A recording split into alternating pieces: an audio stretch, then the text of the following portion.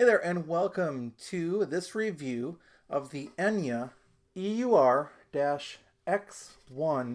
ukulele. Now, to be honest, I've done a number of reviews on this ukulele when it was new, but as I am creating these uke guides, I wanted to make a short video with each of these instruments as I pull them down and play them, take the opportunity to then make a uke guide out of them and to talk about them.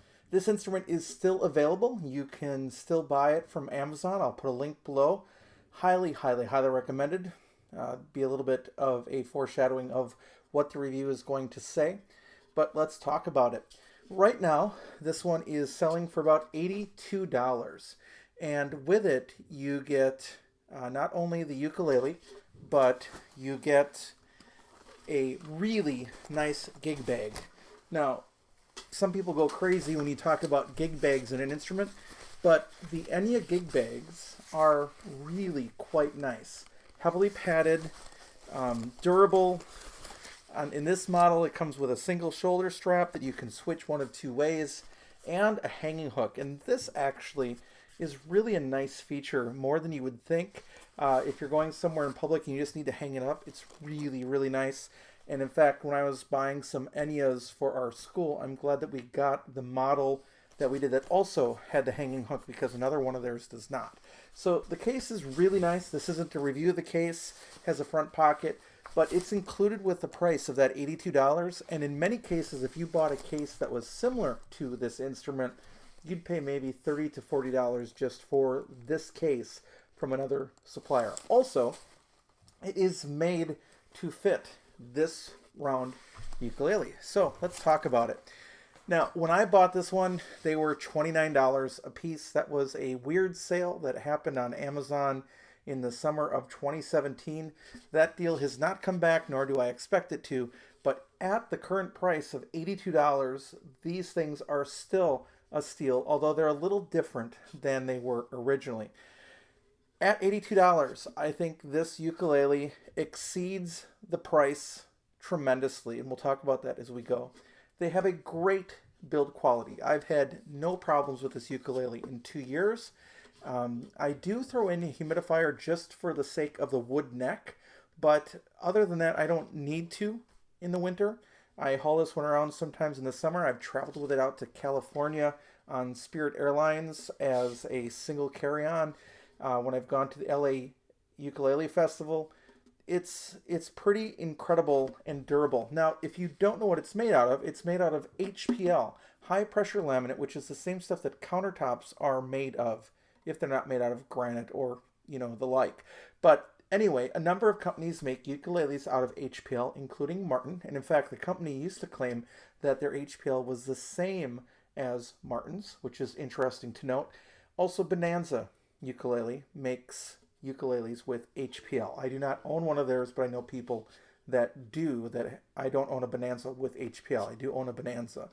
So it's extremely durable. It's extremely well put together. By the way, if you hear any explosions, it's July 4th and fireworks are going off. So that would be the explosions in the background if you're hearing them. Notch kerfing on the inside. Extremely clean and tidy build all the way around. Great fit and finish. If anything, perhaps the edge here is a little sharp. My friend Pete Mai at Bonanza showed me how you can get some really fine sandpaper and you can sand those edges down if you want. Just something if you want to take note. A engineered fretboard. I think this one actually was rosewood, but I'm pretty sure the saddle is not. But I believe today they make it out of engineered ebony, so kind of a rich light material they used to call it. And another little slab of HPL on the top on what I think is a mahogany or a kume neck, just a standard neck with some joints in it. Standard tuners, as you can see. And then the other couple neat features are it comes with strap buttons as part of the deal. And this one is functional. This is actually a bolt, and you can remove this bolt and take off the neck completely. Barry Maz at Got a Ukulele did a review on this instrument and has traveled with this instrument, taking apart the neck, putting it back together so it would fit into a suitcase, and he said it worked rather well. So as for playability, let's talk about a really special feature.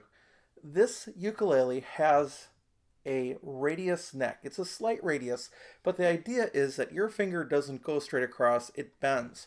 So why not make a fretboard that bends too?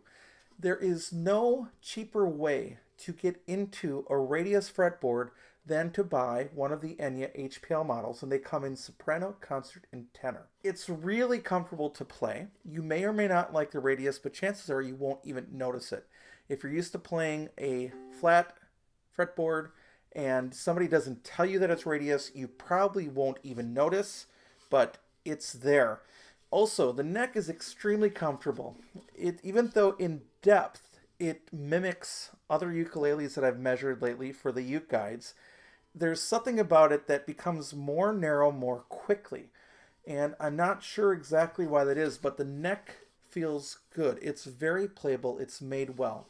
The tuners, they look chintzy maybe. They're kind of cool looking, but they also look cheap, but they're not. They work very, very well. It's just a really well put together instrument that's easy to play, easy to travel with, and you don't have to worry a lot about it. Now, as for sound quality, here's what I'm going to say about it. These instruments, and pretty much all the HPLs by Enya, and in fact the other Enyas that I've played as well, tend to be a little bit on the soft side. I don't know why that is, because if you look on the inside, they're not overly braced. It's not a crazy amount of bracing, but they just don't resonate with as much volume as some other models. But what I will say, for being a laminate instrument, I really think this thing sounds balanced and warm, although it's a little soft. So if I play another ukulele, or for example, even the Acappella that you can see behind me in the video, or I go over to my Koloa Opio spruce, they will drown this thing out with sound. You can hear yourself playing in group. I've taken it to uke festivals and you can hear yourself playing, but it just doesn't have the volume of some other instruments. That said, it's extremely good tone, and I'd have no problem recording this as a ukulele on a recording where you can adjust sound levels for just the overall quality of sound. Now, is it the equivalent of a Koa Hawaiian-made ukulele? The answer is no, but I think it's pretty darn good. I'll just say that. So let's play it a little bit. Here's a little bit of the EUR-X1 Camp round soprano being played.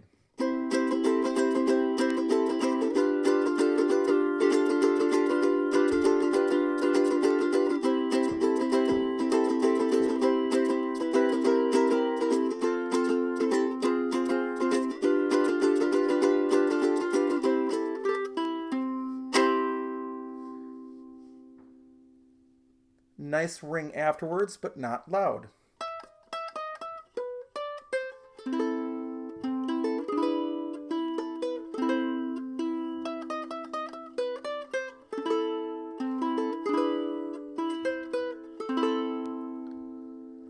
It has a really balanced tone, not too bright, not too dark.